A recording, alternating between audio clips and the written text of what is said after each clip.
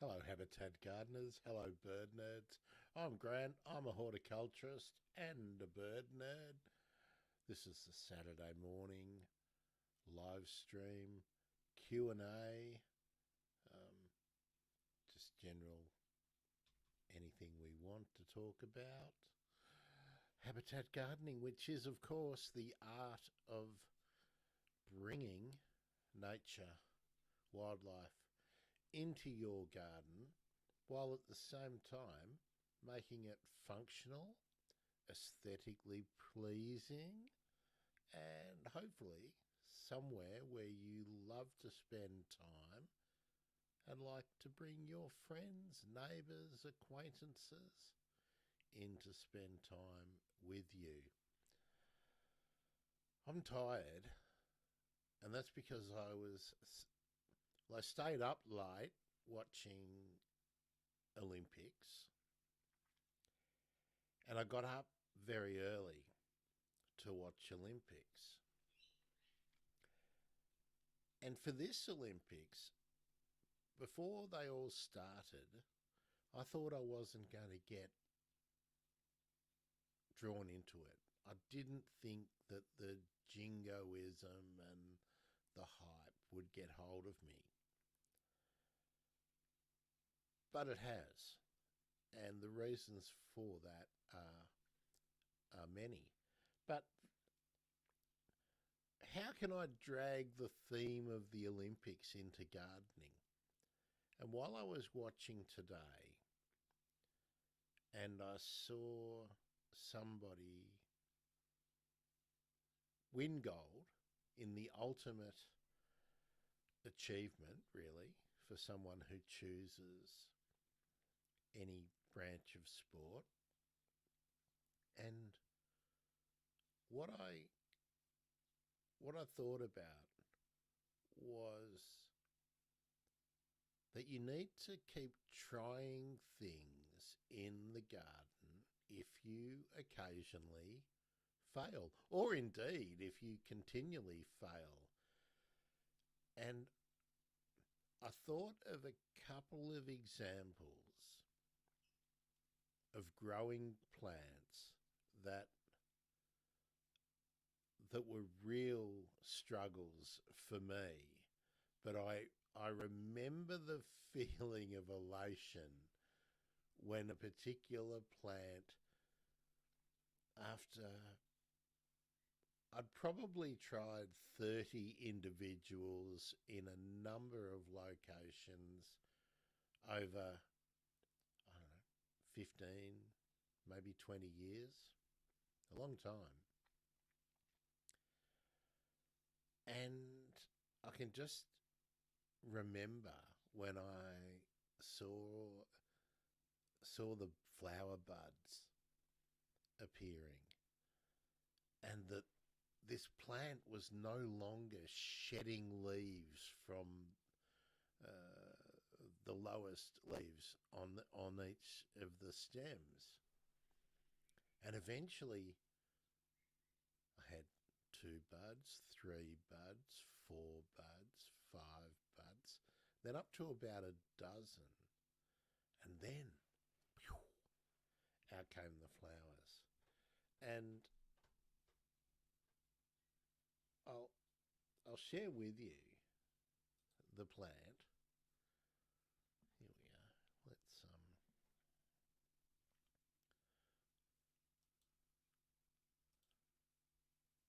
we are.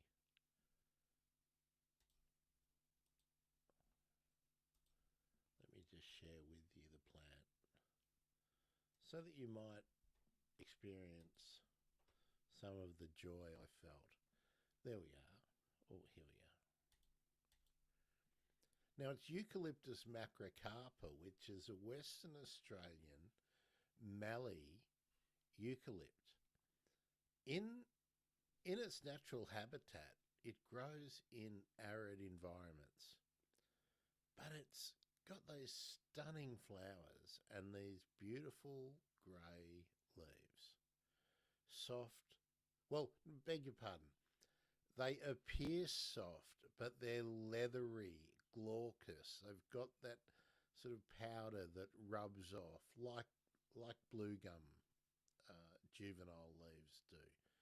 But they have these amazing large um, caps on the buds, and then they get these really nice woody seed capsules after the flowering, and they dry, and the capsules dry out. But these stunning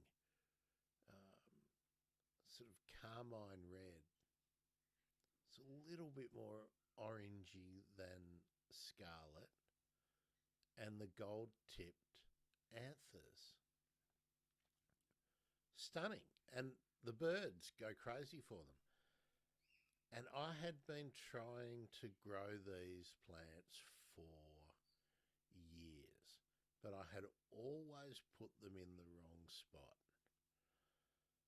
And eventually, after lots of trial and error, I always thought I was putting them in well-drained, sandy soils. But eventually, I found an aspect that the plants would succeed in southeastern Victoria. Places that get cold and windy, and I think what I hit upon was protecting from wind. And I don't know for sure, but it may have been putting them in a location where there was no chance of the Phytophthora fungus, root fungus, attacking them.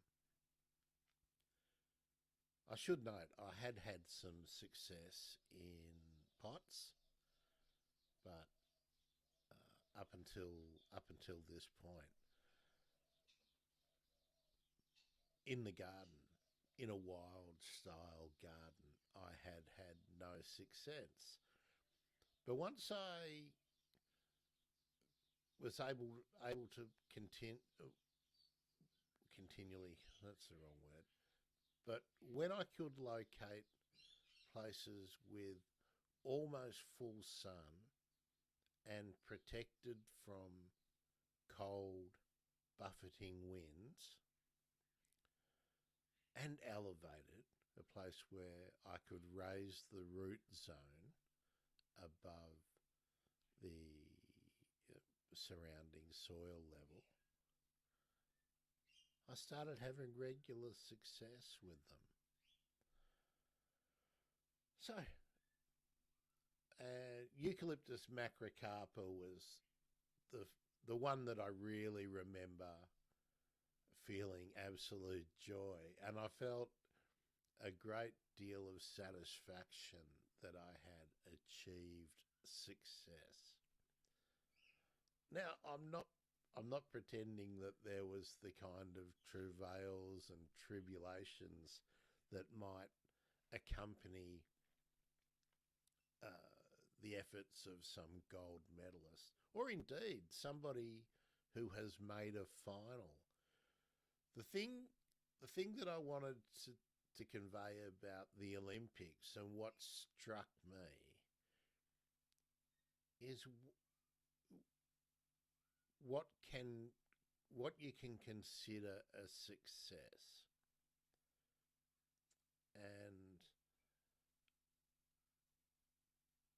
just making the Olympics in some disciplines and some countries, or for some personal circumstances, is massive. For me, getting the Eucalyptus macrocarpa to thrive in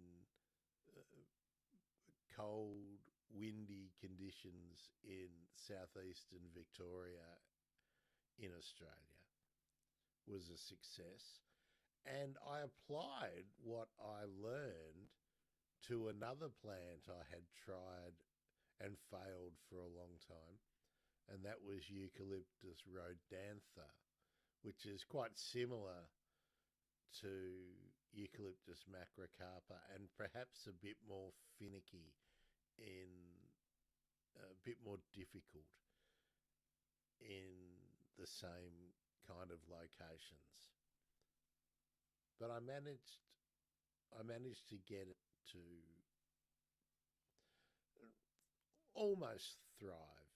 Didn't quite take on the same way that Eucalyptus macrocarpa did in the same locations. But it was still a success, especially because my focus has always been having functional plants that were aesthetically pleasing from a design and a statement perspective in the garden, but also massively popular with the bird life. So, and there was one other that I'm going to mention, and it's a different situation. It's a Boronia, sometimes called the rose Boronia, but Boronia cerulata, I think is how you pronounce it. It's a Sydney region native, and it's a scented pink Boronia, quite delicate. It's a small plant, ideal for rockeries and containers. And I had a lot of success growing it in pots. But in its natural environment, it's a small plant growing in woodland settings usually. It likes light to medium shade. And it grows in, I think I'm right in saying that in the wild, the soils are quite gravelly and retain moisture well. So I had been trying it in sort of heavier soils in the Melbourne region and eastern Victoria, different places. But I was losing it to waterlogging, not inundation, but too much water. I mean, you can see evidence of root rot when I dig up failing plants. And then if I put them into a situation that was free of drying, or if I would just remove mulch or put them in a sloping position, anything to encourage the plants to dry out a little easier, altering the mulching, the thickness of the mulch, the type of the mulch. I was then finding that I was losing them in summers, hot summers, while other eastern states' Boronias around them would carry on fine. But I wanted this plant to do well.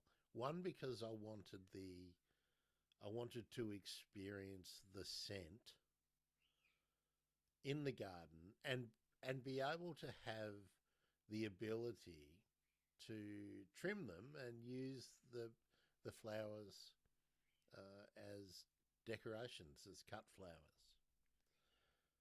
So I was mass planting. I was using many of them. I've been growing them from seed and growing them on. But I kept losing them. I wasn't getting them to flower and thrive. Until I tried one thing, and that I now nearly always use with begonias. And I had read, and I can't remember whether it was, um, I can't remember where I read this handy hint. I think it might have been in volume 1 of the Encyclopedia of Australian Plants, Roger Elliott's book, um, series of books, that rocks, large rocks, help to preserve a cool root run, is the terminology. So you're actually moderating the differences in temperature in the soil zone, in the root zone, in the soil, in the root zone. And I had some old pavers. I had a stack of old concrete and terracotta pavers. So I just tried putting those around where I was planting the plants, and then covering with some leaf litter mulch. And it worked. All of a sudden, I had plants thriving, surviving the summers. I could put them in a free draining situation. They like light to moderate shade. And it was working, and I was getting flowers, and I was able to do tip pruning and then harder pruning, and I was getting rewarded with the flowers. It's everything I wanted. So there we are.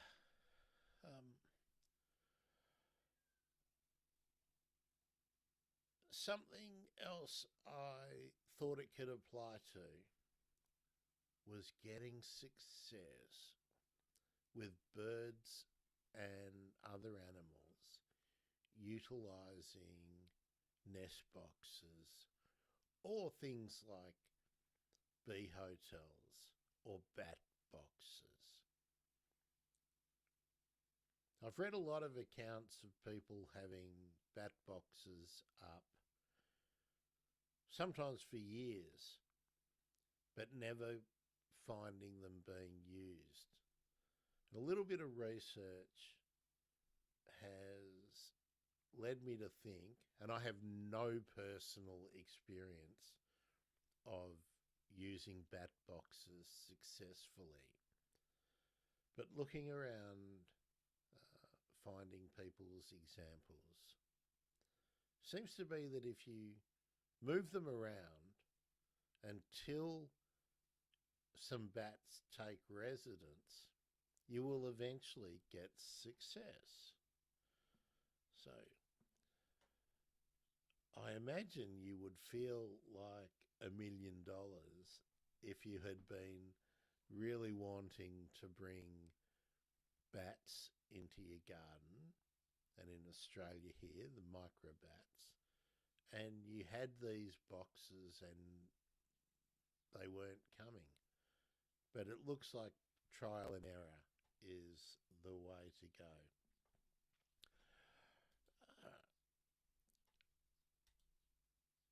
Good morning, Stan. How are you? I hope you're fine. I'm well. I'm tired.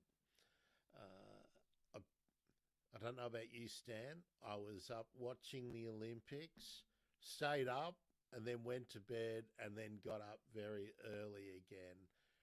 And I really wanted to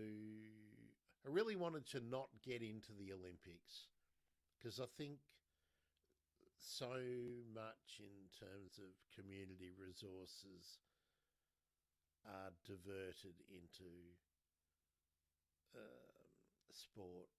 But these Olympics have affected me because I'm loving seeing what we often think of minor nations doing really well, seeing celebrations from people who were not tipped to be winners, but they were. And what I've been applying today is the stories of success in the garden. And Stan, I don't know if you caught, but I'd failed and failed and failed continually to try and grow Eucalyptus macrocarpa and get it to thrive and to be a real showy plant. But eventually I did. So just saying, sometimes in the garden you can feel like a champ and feel like a winner. Stan, since you're in the comments, and I hope Kangaroo Island is a fantastic place to be this morning. Not too cold, not too windy, maybe not too wet. How is the audio this morning? I've tried a few things out. I disastrously messed them up in was it Thursday I was doing that?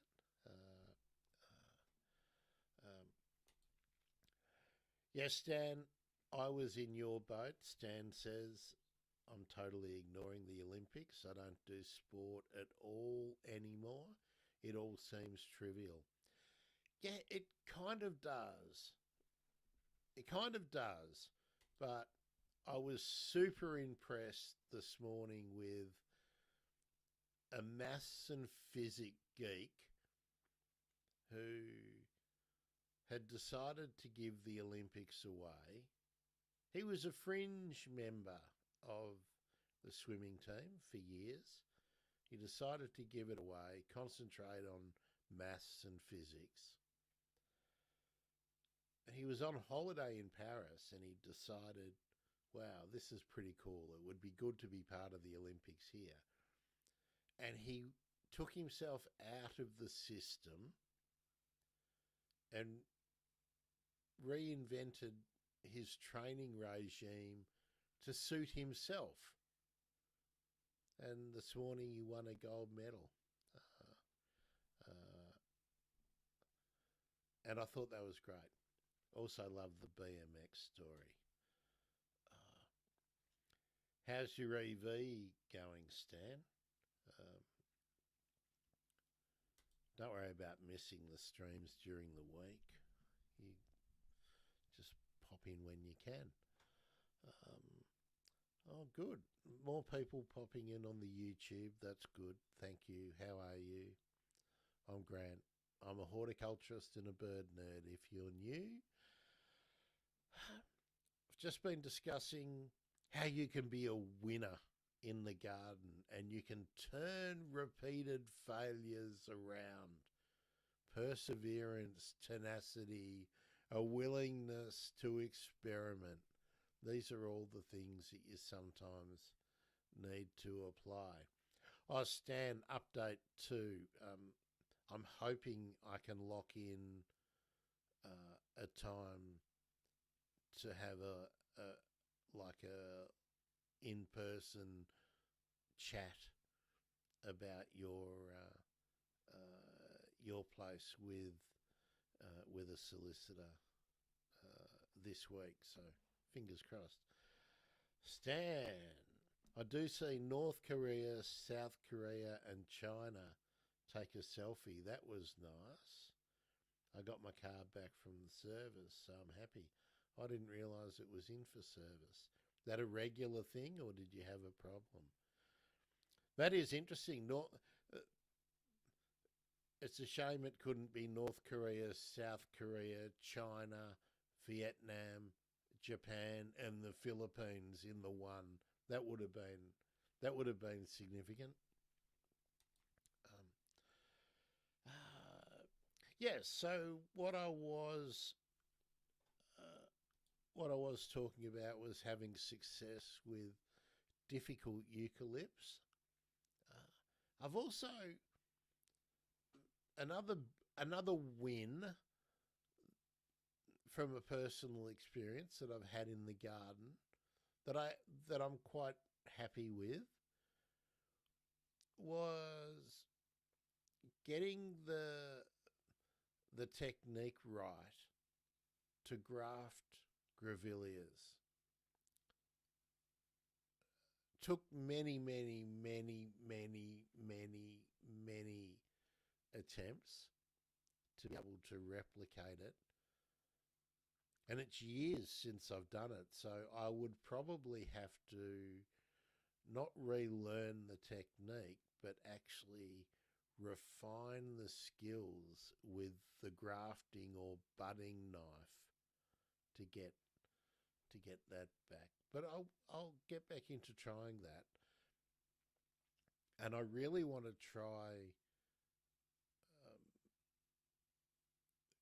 Banksias and Dryandras.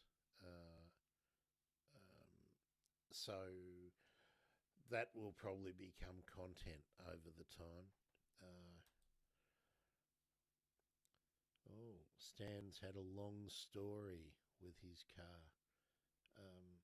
Kangaroo Island TV, you can see that there on YouTube. Follow Stan, please do, and follow the chronicling of Stan's electric vehicle journey. And it's an interesting journey because it's a regional Australia, almost outback experience with an EV. Considering some of the places that Stan has taken the car since he got it. So, good stuff.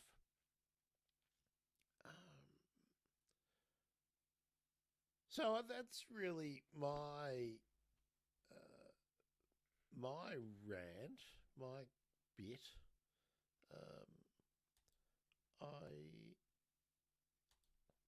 I was thinking I might talk about nest boxes and bat boxes, but I might leave that until I've actually got a bat or a nest box expert onto the show.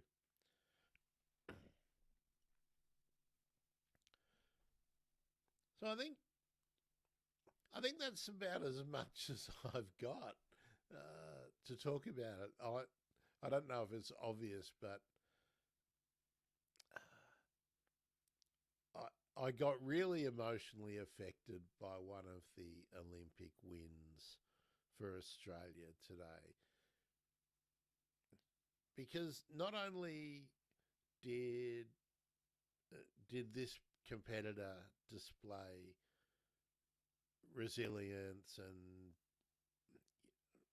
obviously tenacity, skillfulness, all those things that you expect in a top level Olympic performer.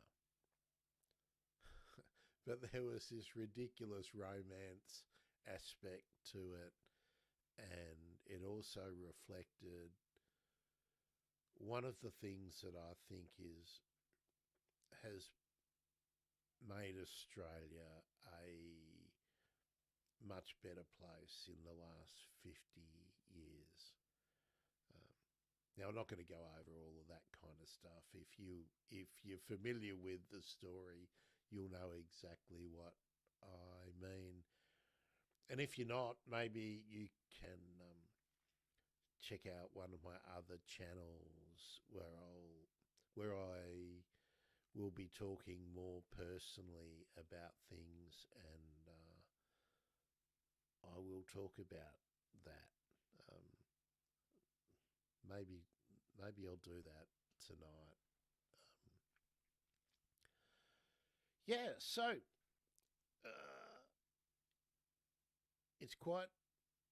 it's a dull day here in Wurundjeri country, in Melbourne, in Australia, and I'm going to be heading off to the public park to check on some birds that I've found nesting, and then I'm going to be working on setting up more of these streams and getting ready for hitting the amazing amount of content coming up in August. Stan, I put nest boxes on the front page of the paper this week. The local team is nominated for Eureka Prize for Citizen Science. Boxes are for pygmy possums, microbats, etc., built during fire recovery. Well, Stan, that's given me an idea for something to follow up. In the course of preparing for this morning, I checked back on some of the sites and the people that I have been following for years about nest boxes, and the difference in the efficacy, in their reliability, and their suitability for target species has just gone through the roof. So I will check out a Kangaroo Island local team and how they go in the Eureka prizes for scientific excellence and advancement. Quite a few friends of the show are up for awards, so that was really good to see. It's nice when people get recognised. Wouldn't it be nice if they got as much money as the Olympic swimming or cycling teams did, eh? All right, well, if you're out and about doing garden stuff, remember, be careful, be safe, don't climb ladders. Be especially careful if you're felling trees. And if you're out in the sun, even in the winter, slip, slop, slap. All right. Nice to see you, Stan. Thanks, everyone. I'm not going to rabbit on for hours today. I'm just going to leave you with that. Some of the things that make a great Olympian can turn you into a magnificent gardener, and you can get rewards that satisfy you and make your animals, friends and neighbours, all the critters, make them happy. They can benefit from your tenacious stickability and your increasing skills that you gain from adaptation and perseverance. I'm Grant. This is the Bird Emergency, Habitat Gardening. If you're not subscribed and you would like to learn more, just hit the subscribe button or the like and join us any Saturday morning, 9:30 a.m. Eastern Australian time. That's Melbourne, Sydney, Brisbane, Canberra, Hobart, Brisbane, Australian Eastern Standard Time. Obviously, it's different in summer because of daylight savings. See ya. Thanks, Stan.